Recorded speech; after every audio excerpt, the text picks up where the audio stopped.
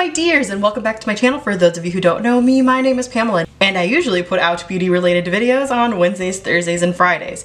Today's video, however, is like a part 2 or whatever of my ex-Starbucks barista working for the Siren Tales. Get it? I figured I'd sit down and tell you a couple of stories of my back in the day Starbucks life. But anyway, I'm gonna just get right into these stories. This one I've been saving was the day that Twitter ruined our lives. Basically what happened was around 5 o'clock in the afternoon on like a regular Wednesday, Thursday, whatever, random day, not a really busy day, the computers at Starbucks completely crashed. Something in the servers in corporate or wherever the heck the servers were just completely shut down.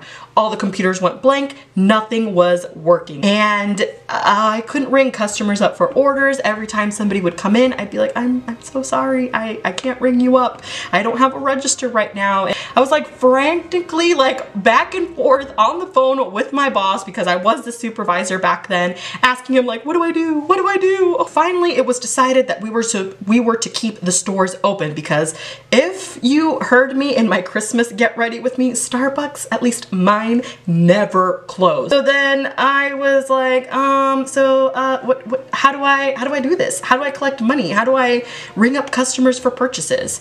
I was told to legit like write down every single order that I was taking, because the next day we were going to mark them out for credit, basically. Because if we didn't mark out beverages or didn't ring up beverages, you know, the inventory would get all messed up and blah, blah, blah, blah, blah. I was like, oh, okay, so you want me to write down every single drink on a piece of paper down, right? And quickly, like legit, like an hour after the computers crashed, Twitter went ahead and posted a thing on their feed or whatever that said, "Free Starbucks Day."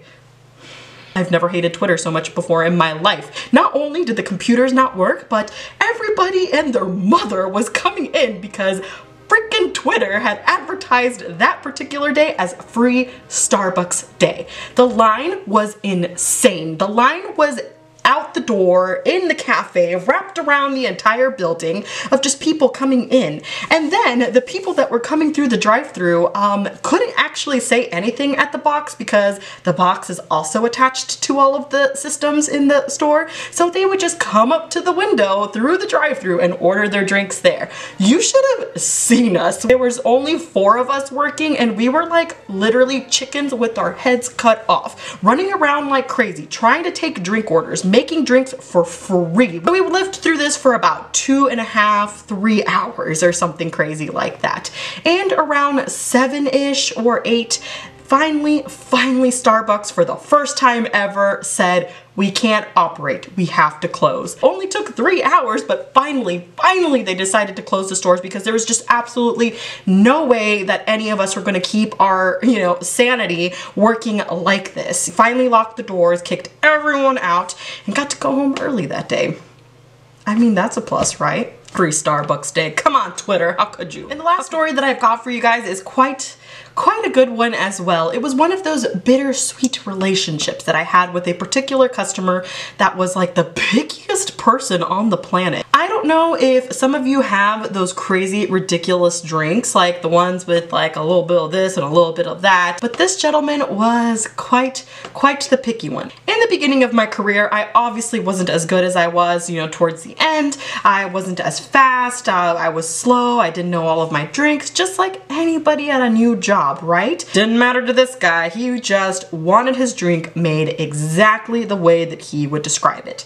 So I still know his drink because of the fact that he was an everydayer or a regular or whatever, and he would always come at night. So of course, I'm fairly new, and he comes in and asks for his ridiculous drink, and I am working on the bar to get more practice, obviously. So I take a crack at it, and on the cup I see nothing but gibberish, honestly, and something ridiculous like 190-degree latte. 190 degrees? Really? You just want to burn your tongue right off or something? Because 190 degrees is insane. The standard beverage is steamed at 160 degrees. If you want extra hot, it's 170, but 190 190 is just insane. And then on top of that, he wants no foam in this drink. Steam milk for way too long, it's going to create a ton of foam. So it was like freaking science that I'm trying to do here. I make it and I hand it to him, and he just like automatically knows by like the weight or something that it isn't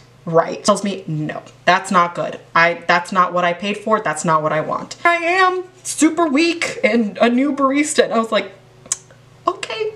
Somebody else comes in and says, you know what? Don't worry. I'll make his drink. I know how to make it. So I said, okay. And I pretty much went home and wanted to cry and quit because I thought this guy's gonna like be the death of me. He was so rude. He was the rudest old guy. Like, he was just mean. Of course, some time goes by and I start getting really good at making drinks. Time went by, I got lots of practice, right?